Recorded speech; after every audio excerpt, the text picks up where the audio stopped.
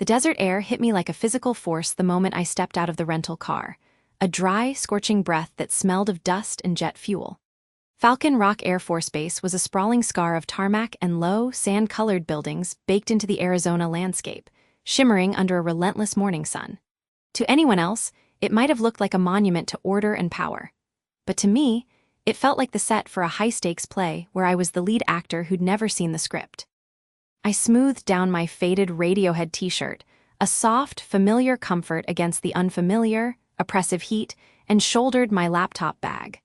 The bag contained my own kind of arsenal, the condensed intelligence of my company, Thorn Logic Systems, a universe of code and logic that was supposed to secure this place. It felt laughably light. The main gate was a study in controlled tension. A high, wire-topped fence, guard towers, and a checkpoint manned by armed security police who moved with an economy of motion that spoke of drilled precision. But the man who stepped out to meet me wasn't military. He wore the dark polo shirt and tactical pants of a private security contractor, a badge clipped to his chest that read Omnishield Solutions. Ben Carter. His posture was rigid, his gaze sweeping over me with the dismissive efficiency of a scanner looking for a barcode it couldn't find. "Can I help you, ma'am?" he asked, his tone flat, already suggesting that I was a problem to be solved, not a person to be assisted.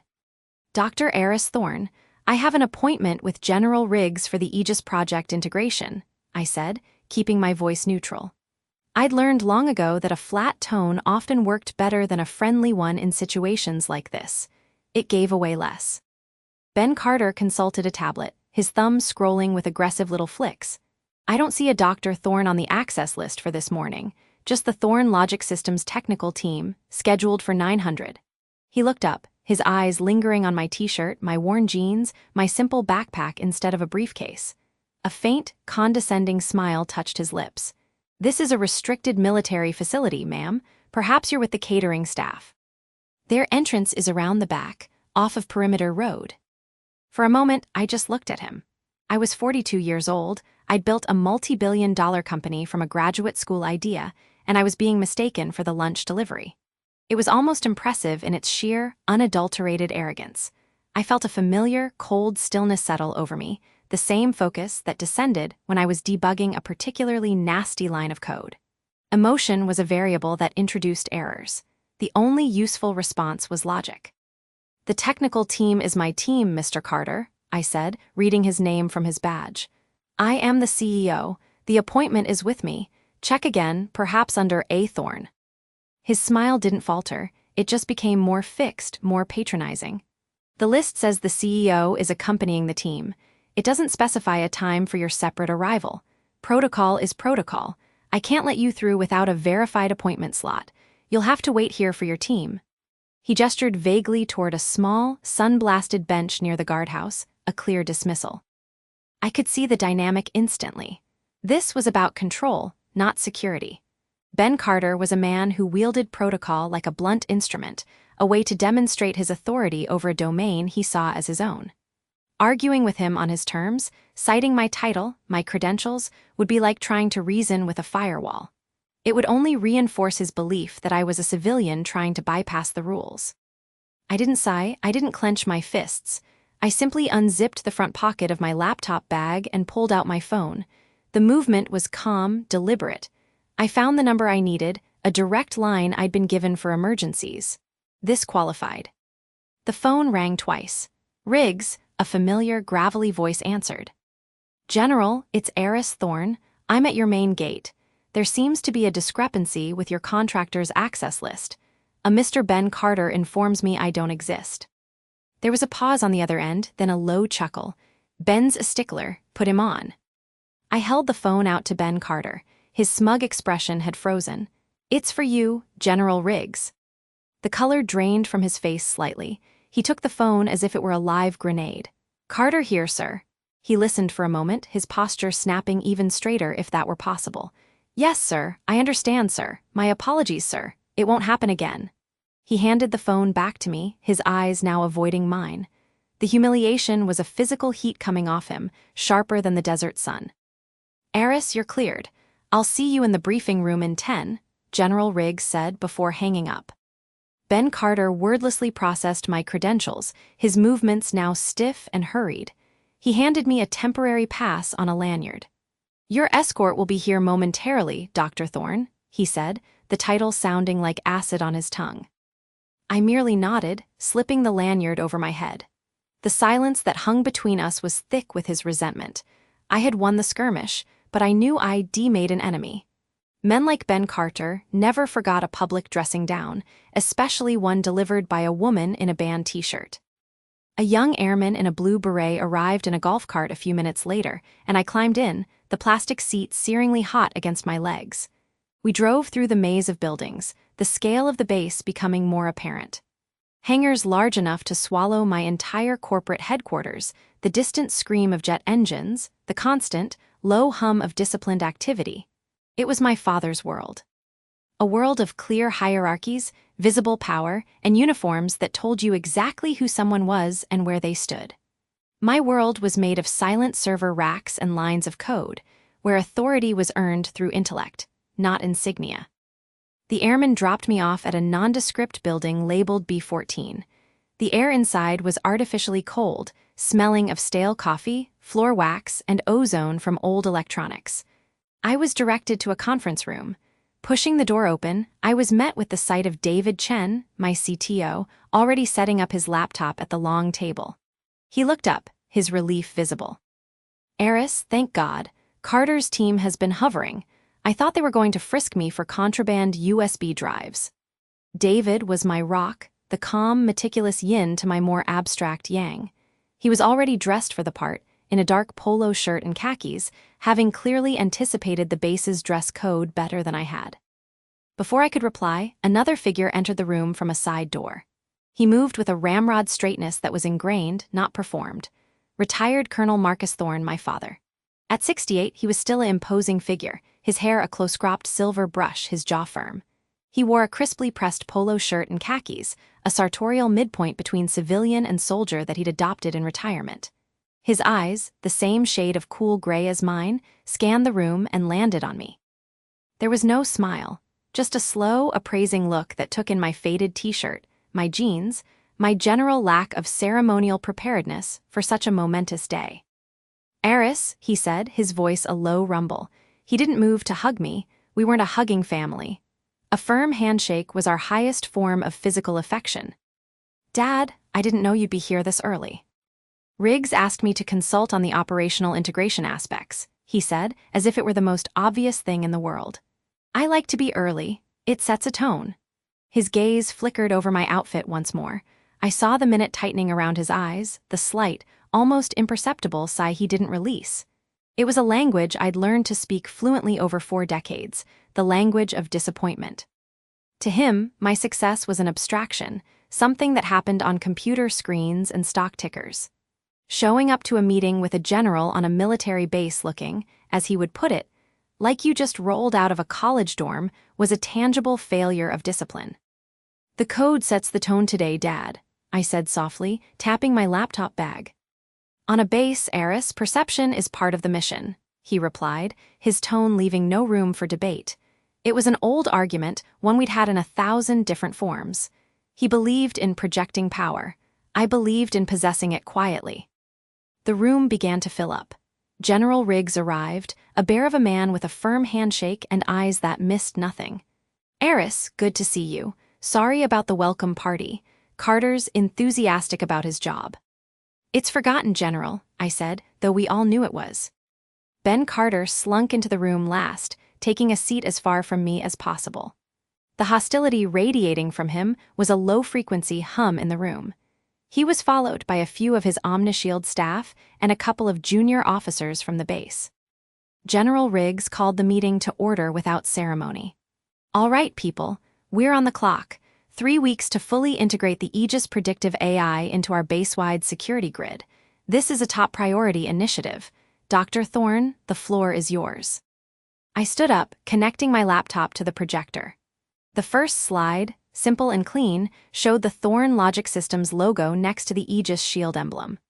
I began to explain the core principle, moving from a reactive security model, which responded to breaches, to a predictive one, which used behavioral analysis and pattern recognition to anticipate them.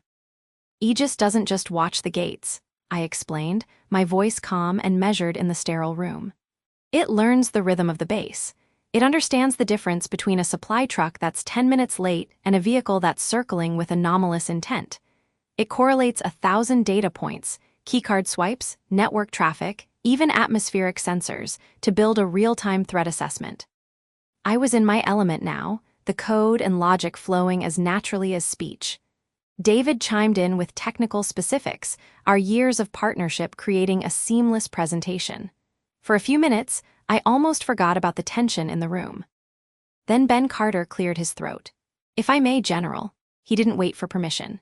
"This all sounds very impressive in a Silicon Valley boardroom, but with all due respect," he said, the phrase dripping with condescension, "this is a military installation, not a software demo. We're talking about real-world threats. What's the fail-safe when your algorithm has a hiccup? When it decides a flock of birds is an incoming drone swarm? My men are trained for tangible threats. We rely on proven protocols." I felt my father's eyes on me. He was watching, waiting to see how I'd handle this direct challenge.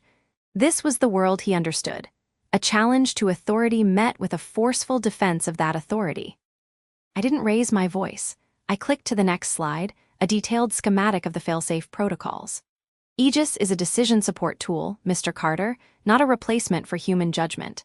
The failsafes are multi-layered. Any red flag event is flagged for human review by your team before any automated lockdown is initiated. The system is designed to augment your men, not replace them. Its track record in securing corporate and government data centers speaks for itself. "Data centers?" Carter scoffed, leaning forward. "We're not protecting financial records. We're protecting the crown jewels of the United States Air Force. The margin for error is zero. I have to question the wisdom of putting a civilian tech CEO in operational control of a project of this sensitivity. No offense, Dr. Thorne, but you've never served. You don't understand the stakes the way we do." The room went quiet. It was a low blow, and it was aimed not just at my expertise, but at my very right to be in that chair. I saw David tense, ready to jump to my defense, but I gave a slight, almost imperceptible shake of my head. My father's expression was unreadable, but his silence felt heavier than any words. General Riggs finally spoke, his voice cutting through the tension. "The wisdom is mine. Dr. Thorne's system identified a vulnerability in our network that your team's proven protocols missed for 6 months. That's why we're here. Let's keep the discussion focused on implementation." The meeting continued, but the atmosphere was poisoned. Carter sat back, seething, his point made. As the briefing wrapped up and people began to file out, my father lingered. He walked over to me as I was disconnecting my laptop. "He's not wrong about the stakes, Eris," he said, his voice low. "I know the stakes, Dad." "Knowing them intellectually and feeling the weight of them in your gut are two different things," he said. "Carter's an ass, but he's a familiar kind of ass. You're the unknown variable here. That makes people nervous." He paused, and for a brief moment, I saw something in his eyes that wasn't disappointment, but something closer to concern. "Just be sure, Eris, this isn't a system you can just patch on a Tuesday." He turned and left, joining General Riggs in the hallway. I stood alone in the suddenly quiet conference room, the fluorescent lights humming overhead. Through the window, I could see the airfield, a vast expanse of concrete and heat haze. I had 3 weeks. 3 weeks to prove that my quiet world of logic could protect his loud world of force. 3 weeks to prove my father wrong, and to prove Ben Carter inconsequential. The weight of it settled on my shoulders, not as a crushing burden, but as a familiar focusing pressure. I slipped my laptop into my bag, my fingers brushing against the soft, worn cotton of my t-shirt. It was time to get to work. The hum of the server room was a different kind of silence, a low, thrumming chord of cooling fans and processing cycles that vibrated through the soles of my shoes. It was day 8, a Monday that felt like it had already lasted a week, and the air smelled of chilled metal and ozone. I was elbow-deep in a diagnostic log file, the green text scrolling endlessly across the dark screen, a digital heartbeat I was trying to diagnose. "It's a cascade failure in the authentication handshake," I said, my voice barely rising above the mechanical whir. "But it's intermittent. only happens when the system is under a simulated load of more than 80%. Sergeant Evans, a wiry man in his 40s with a perpetually skeptical expression permanently etched around his eyes, crossed his arms. His two junior IT specialists hovered behind him. Their earlier skepticism from my arrival had softened into a watchful, grudging curiosity.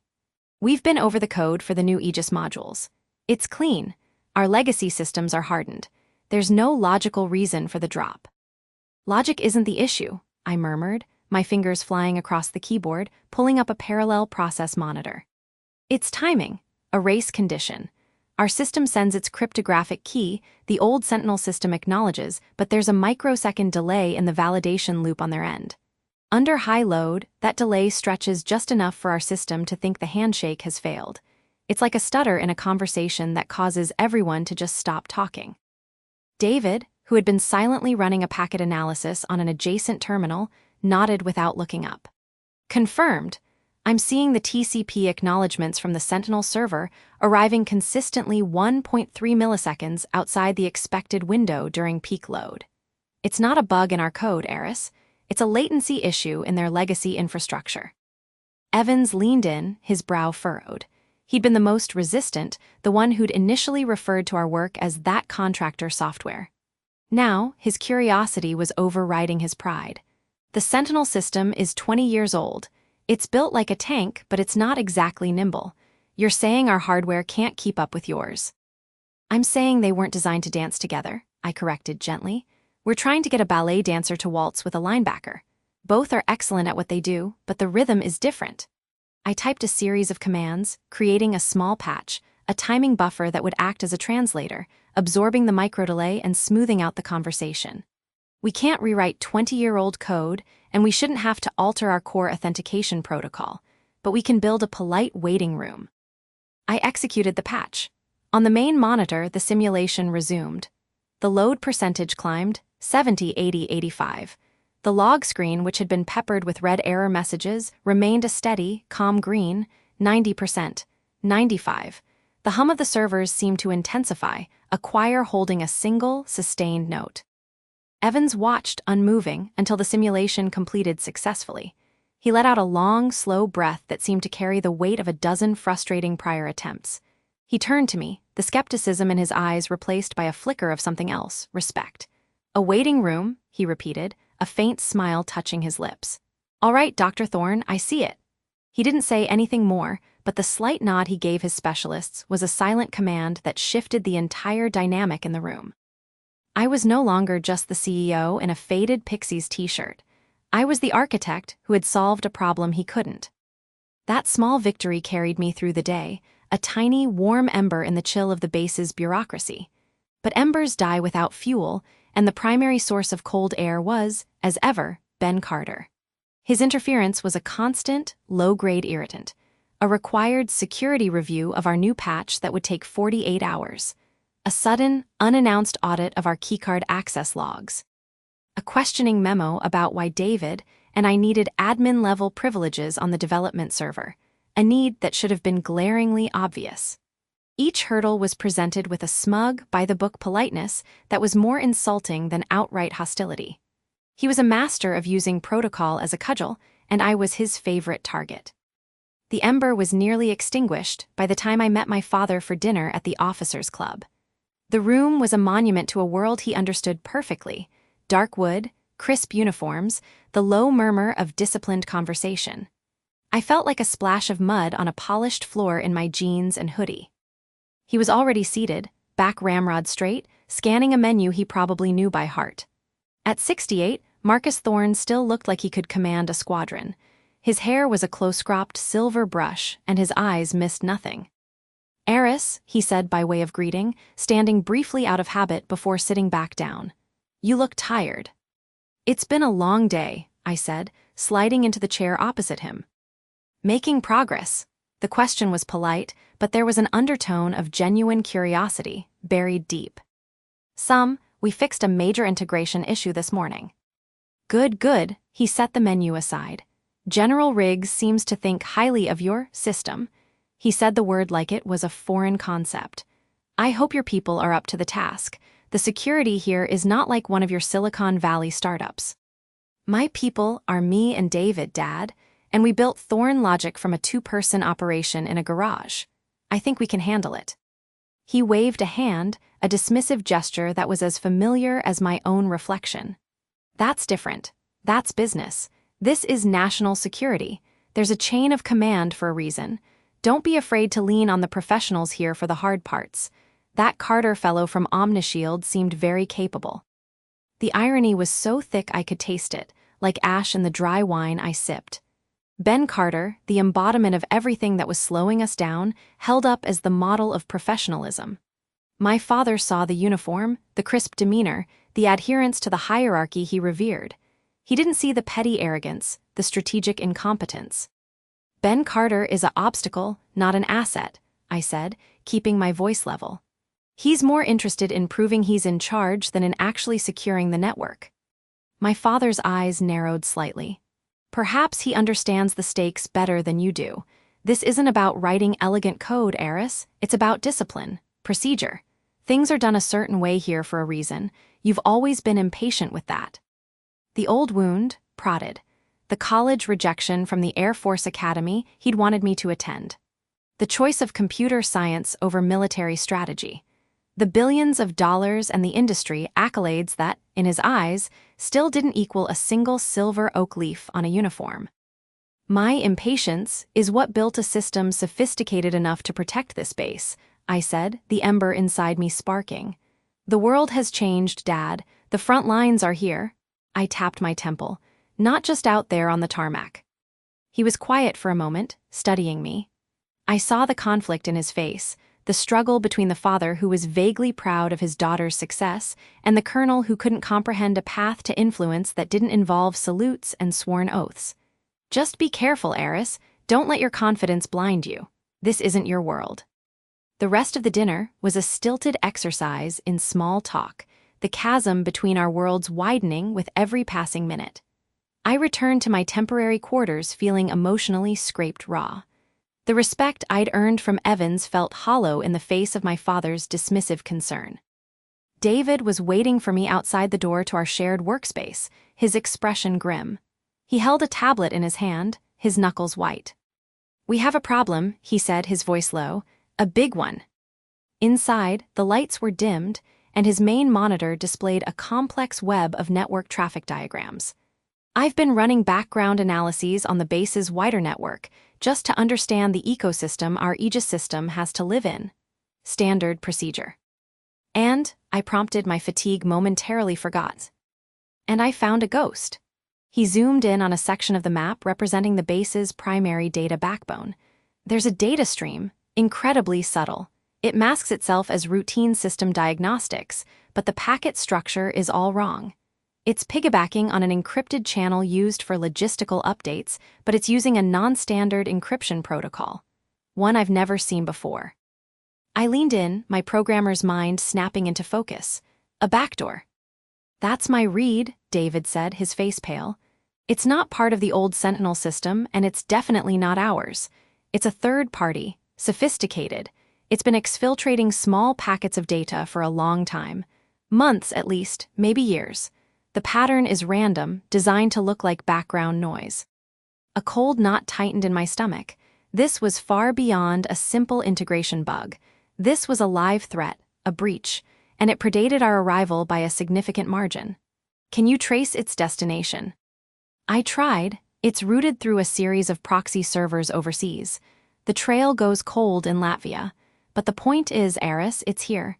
It's active, and nobody knows about it. We had to go to Carter. Protocol demanded it. As much as I dreaded the interaction, this was too big to handle unilaterally. We found him in his office, a sterile room that smelled of disinfectant and self-importance. He was reviewing a security roster, and he didn't look up when we entered. "Carter," I said, my voice cutting through the silence. "We need to talk, it's urgent." He finished making a note on his roster, then slowly placed his pen down. "Dr. Thorne, I'm rather busy. Unless this is about your access privileges." "It's about a sophisticated, persistent threat on your network. A backdoor. It's been leaking data for months." For a second, he just stared at me. Then, a slow, condescending smile spread across his face. A backdoor on my network, and you just found it in your first week. David found it, and yes, it's buried deep, but it's there. We have the data. I gestured to the tablet in David's hand. Carter leaned back in his chair, the leather creaking. He steepled his fingers. Let me get this straight. You arrive here, your unproven, complex system encounters integration problems, I might add, that my team predicted, and suddenly, you discover a catastrophic security breach that our seasoned, dedicated personnel have somehow missed for all this time. He shook his head. It's a classic move, Dr. Thorne. Create a problem, or in this case, invent one, to make your solution seem more necessary. To justify the exorbitant cost of your contract. The accusation was so ludicrous, so professionally insulting, that for a moment I was speechless. David stepped forward, his calm demeanor finally cracking. That's insane, Ben. The forensic data is right here. The encryption protocols, the data flow, the destination IPs. Data can be fabricated, Carter snapped, his voice losing its false politeness. I've seen it before. Contractors manufacturing crises to extend their engagement. I will not have you compromising the integrity of this base's security for your own profit. The cold knot in my stomach turned to fire, but I kept it contained. I didn't raise my voice. I looked him directly in the eye, my own weapon against his bluster. Ben, you are making a severe error in judgment. This is not about our contract. This is about an active vulnerability. If you refuse to act on this intelligence, the consequences will be on your head. He stood up, placing his palms flat on his desk. The only consequence I see is you overstepping your bounds. Again, this discussion is over. You will cease this unauthorized scanning of base networks immediately. You will focus on the limited integration parameters you were hired for, and you will not bring these fictional threats to me again. Is that clear? The air crackled with tension. David looked at me, his eyes wide with disbelief and anger. I held Carter's gaze for a long, silent moment. Arguing further was pointless. He had retreated behind his rulebook, and his own arrogance had bolted the door. It's clear, I said, my voice quiet but firm. I turned and walked out, David following close behind. In the hallway, under the relentless fluorescent lights, the weight of it all settled on me. The technical victory of the morning, the painful dinner with my father, and now this, a genuine threat being ignored out of sheer spite. I felt the confidence I'd built, brick by brick, over the past 8 days begin to crack. We were racing against a 3-week clock, and the man who was supposed to be an ally was actively sabotaging us, blinded by his own need for control. The front lines were indeed right here, and the most dangerous enemy might not be in Latvia, but in an office down the hall. The hum of the server room was a familiar liturgy, a low, resonant chant of cooling fans and processing cycles that had been the backdrop to most of my adult life. Tonight, it felt different. It wasn't just the hum, it was a dissonant chord hidden within it, a whisper of malice woven into the digital prayer. The air, chilled to a sterile crispness, carried the scent of ozone and hot metal, a sign of systems pushed to their limits. David and I had been at it for 9 hours straight, the cold seeping through the thin cotton of my faded Pixies t-shirt until my fingers felt numb and clumsy on the keyboard. We bypassed Carter's obstructive protocols with a combination of David's network wizardry and my override codes Riggs had entrusted to me with a quiet, "Use these if you have to."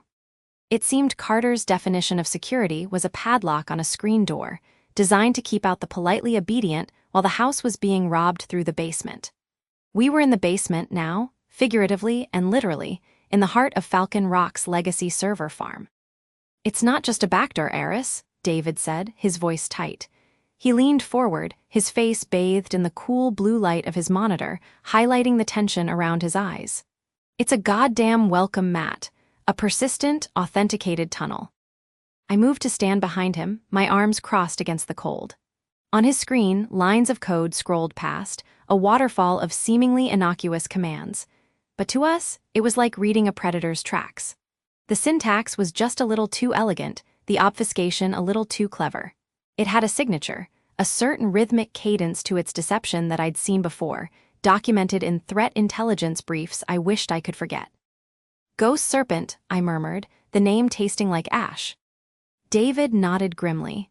The watermark is faint, but it's there. In the recursive loops, they always have to show off.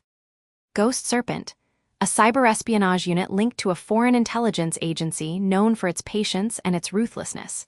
They didn't smash and grab, they moved in, took up residence, and bled a target dry over months, sometimes years.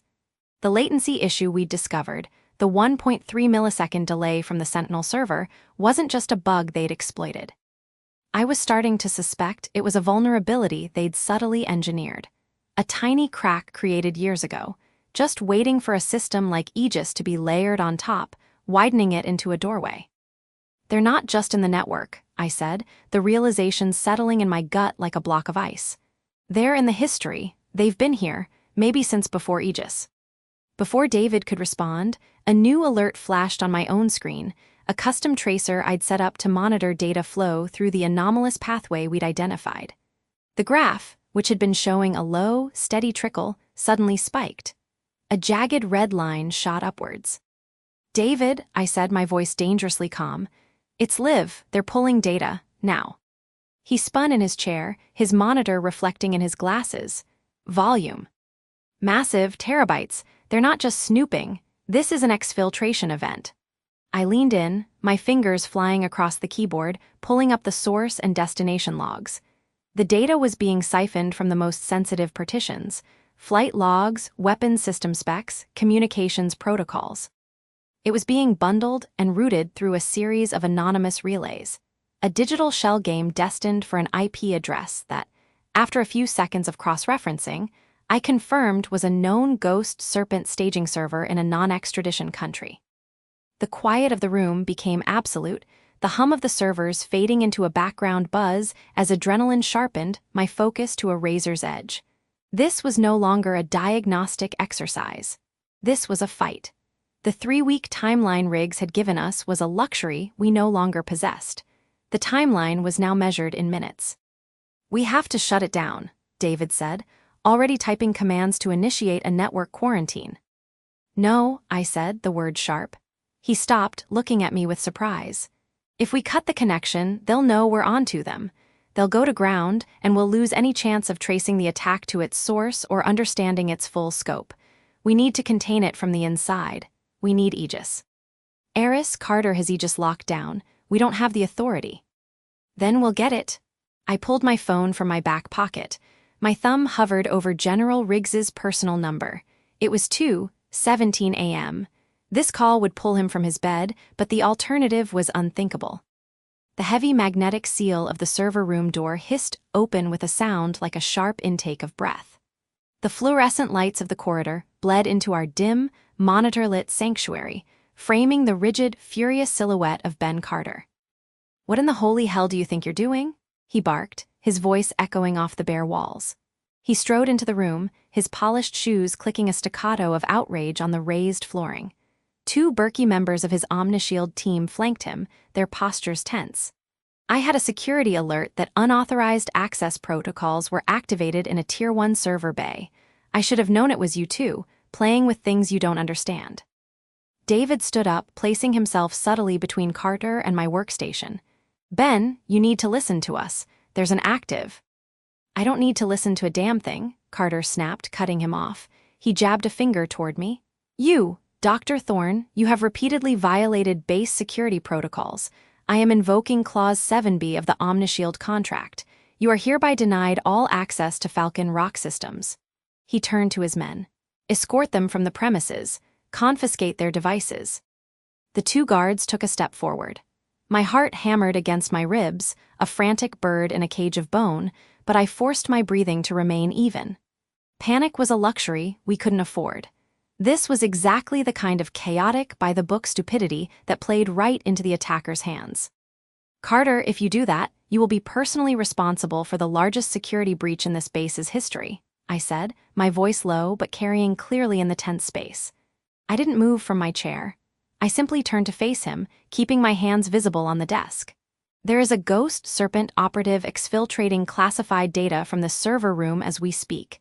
We have identified the thread. We can stop it." His face contorted in a mask of condescending disbelief. "Ghost Serpent? Don't be absurd. That's Fantasyland nonsense from your Silicon Valley threat reports. This is the real world, Dr. Thorne. We have protocols for a reason. This is a domestic systems diagnostics operation, not a spy thriller. He glanced at my screen, at the scrolling code and the spiking data graph. For all I know, that's the virus you uploaded yourself. The accusation hung in the air, so ludicrous it was almost funny. Almost. David let out a short, incredulous laugh. You're blinded by your own rulebook, Carter. Secure them, Carter ordered, his patience gone. As the guards moved toward us, I finally pressed the call button on my phone. I put it on speaker and set it on the desk. It rang twice before a groggy, but alert voice answered. Riggs. General, it's Eris Thorne. I'm in the primary server room with Ben Carter and his team. We have a confirmed Category A cyber incursion in progress. Ghost Serpent signature. Active, high-volume data exfiltration. Carter is attempting to remove us from the facility and shut down our investigation. There was a beat of silence on the other end, and I could almost feel the general shifting from sleep to full operational awareness. Put Carter on. Carter's face had lost some of its bluster, replaced by a flicker of uncertainty. He leaned slightly toward the phone. General, this is a severe breach of procedure.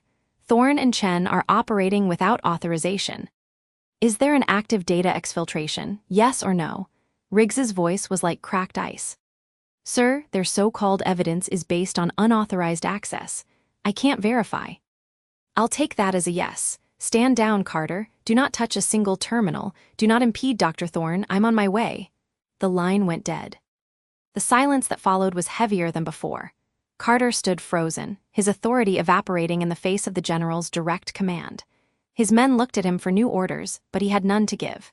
He just stared at me, a mixture of fury and dawning humiliation in his eyes. The click-clack of the door mechanism broke the stillness again. This time, it was General Riggs himself, still buttoning his uniform shirt over a white t-shirt, his hair slightly disheveled but his eyes clear and sharp. And behind him, still wearing a civilian jacket over his pajamas, was my father. My breath caught for a second. What was he doing here? Colonel Marcus Thorne's face was an unreadable mask, but his posture was ramrod straight, taking in the scene. His daughter and her colleague surrounded, Carter's flushed face, the tense standoff. Riggs didn't even look at Carter. He walked straight to my terminal. Show me. For the next 3 minutes, I talked him through it. I showed him the Ghost Serpent signature and the code, the live data stream, the destination IP. I explained the link to the latency issue, the theory that the vulnerability might have been a long-term plant. I spoke in clear, concise sentences, my finger tracing the lines of evidence on the screen. David chimed in with technical corroboration, his voice steady. Riggs listened, his jaw tightening with each revelation. When I finished, he turned to Carter. You were going to shut this down. General, my mandate is base security, Carter spluttered. Their actions were in direct violation. Your mandate is to secure the space, not your own ego, Riggs cut him off, his voice dangerously quiet. You were so busy guarding the front gate you let the enemy tunnel into the command center. You're relieved, effective immediately. Your team's contract is terminated. Escort him out. The last sentence was directed at Carter's own guards, who, after a moment's hesitation, awkwardly gestured for their former boss to accompany them. Carter left without another word, his defeat absolute. Riggs turned back to me. Can you stop it? Aegis can, I said. It has autonomous counter-intrusion protocols we designed for this exact scenario, but I need full system control. Now. He nodded once, a quick, decisive gesture. You have it. The room is yours. Do what you need to do. It was the moment I had been waiting for, the validation of years of work. But there was no time for triumph. I slid into the chair David vacated for me. My world shrank to the glow of the 3 monitors in front of me. The noise of the room, the hum of the servers, the distant murmur of the arriving base security team Riggs had summoned, the low conversation between the general and my father faded into a distant whisper.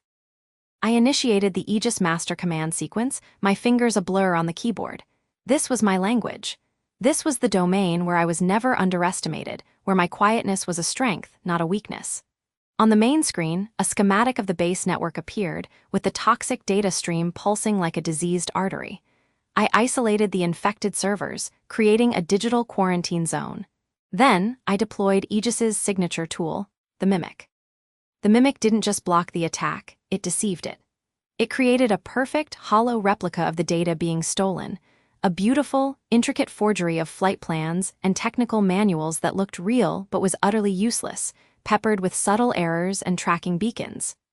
At the same time, it began to silently map the attacker's own infrastructure, turning their intrusion back on itself.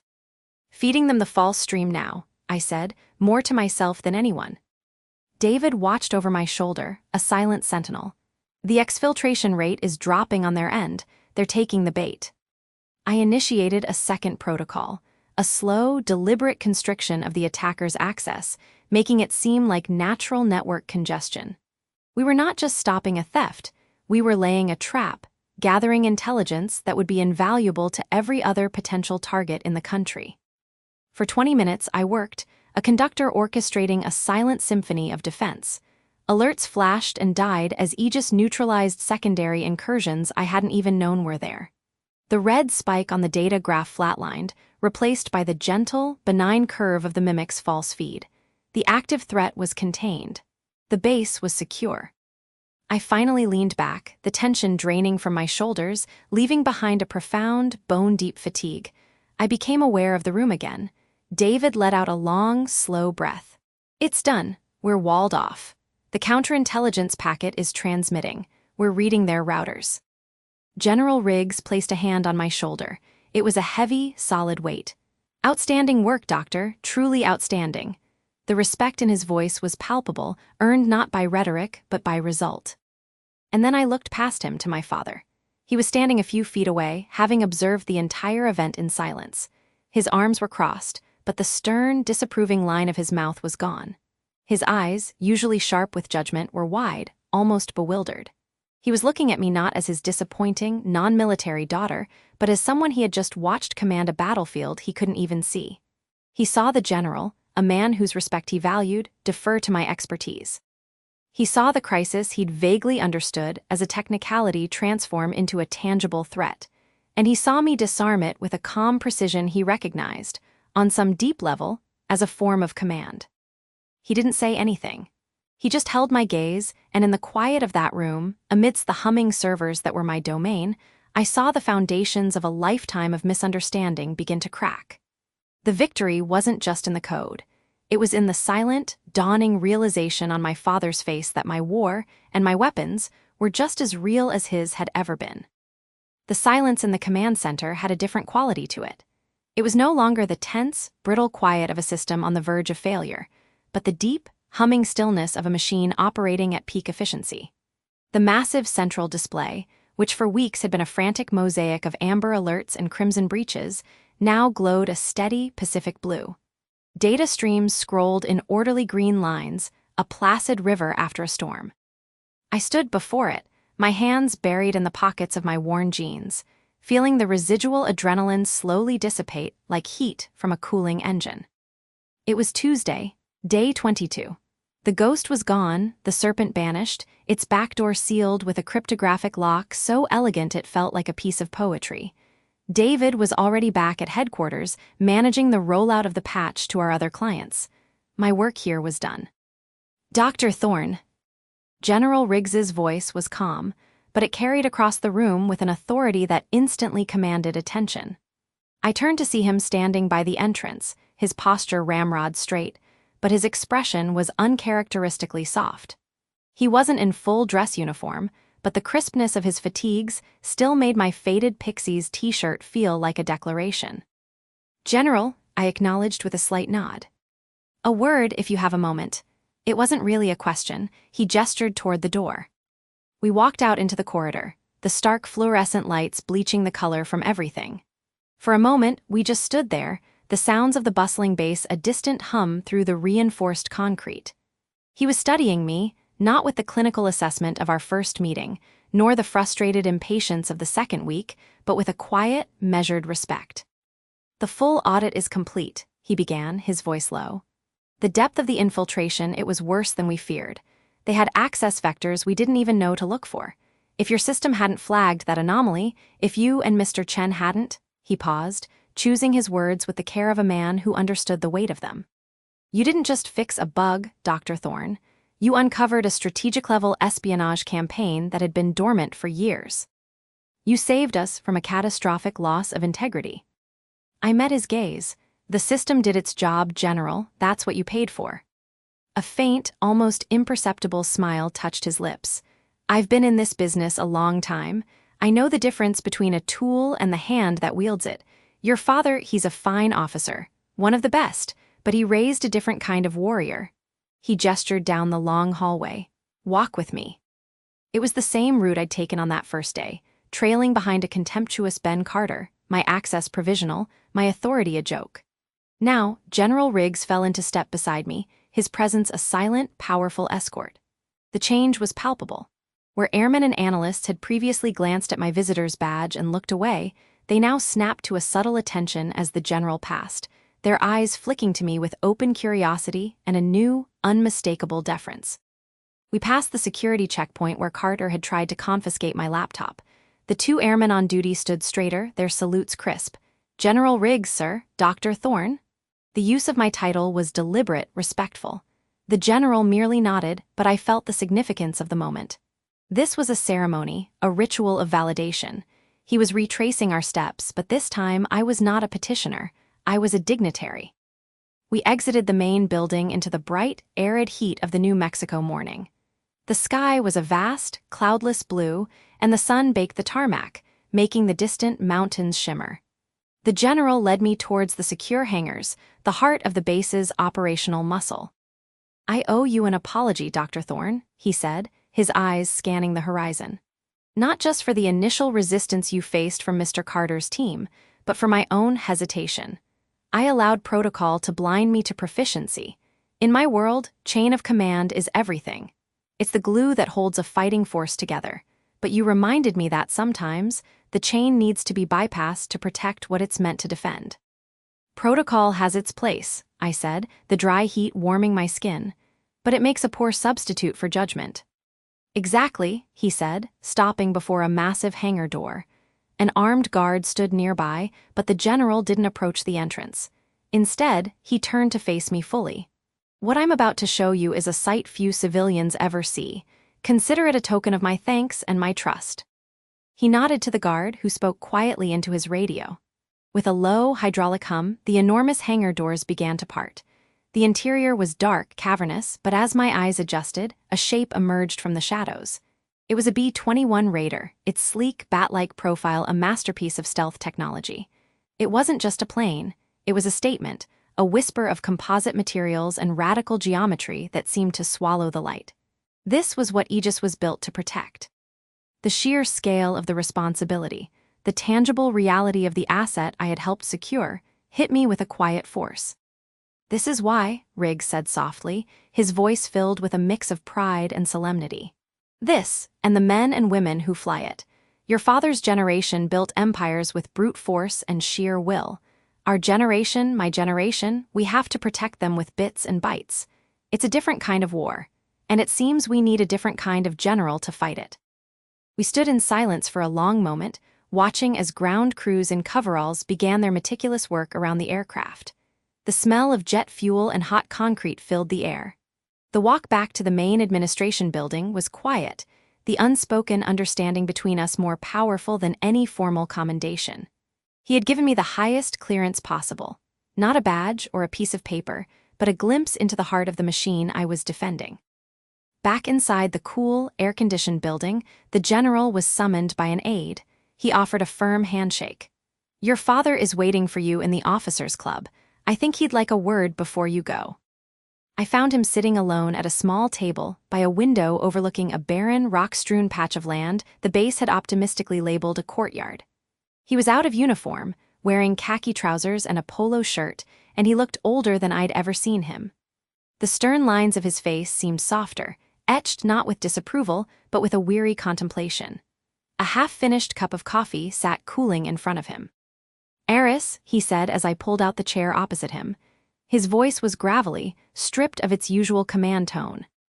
"Dad." We sat for a moment in a silence that was, for the first time, not uncomfortable. It was the quiet of two people who had run out of things to argue about. Riggs just gave me the full briefing. he finally said, staring into his coffee cup. The real one, not the sanitized version for the contractors. He shook his head slowly, a gesture of pure, unadulterated amazement. Ghost serpent. I remember the briefings on them from 5-6 years ago. Nasty piece of work, like trying to catch smoke. He finally looked up at me, and his eyes, the same shade of steel blue as mine, held none of their usual judgment. Only a deep, searching curiosity. How did you know? How did you even begin to look for something like that? I shrugged, the gesture feeling inadequate. It's like listening to an engine. You know what it's supposed to sound like. A harmonic you've never heard before, no matter how faint, means something is wrong. The system I built is just a very sensitive ear. It heard the dissonance. David and I just had to find the source. He absorbed this, turning the analogy over in his mind. An ear, he repeated quietly. All these years, Eris, I thought you were building toys. Complex, expensive toys for corporations to play with. I saw the t-shirts, the late nights staring at lines of code, and I thought it was frivolous, a distraction from real, tangible service. He gestured vaguely toward the window, toward the base, the hangars, the world he understood. I believed strength was something you could see, something you could order. A perfectly executed maneuver, a saluted command. He paused, and when he spoke again, his voice was thick with an emotion I had scarcely ever heard from him: humility. But what you did, the patience it required, the sheer intellectual fortitude to block out all the noise, all the pressure from men like Carter, and just listen. That's a different kind of strength, a quieter one, but I see now it's no less vital. My throat tightened.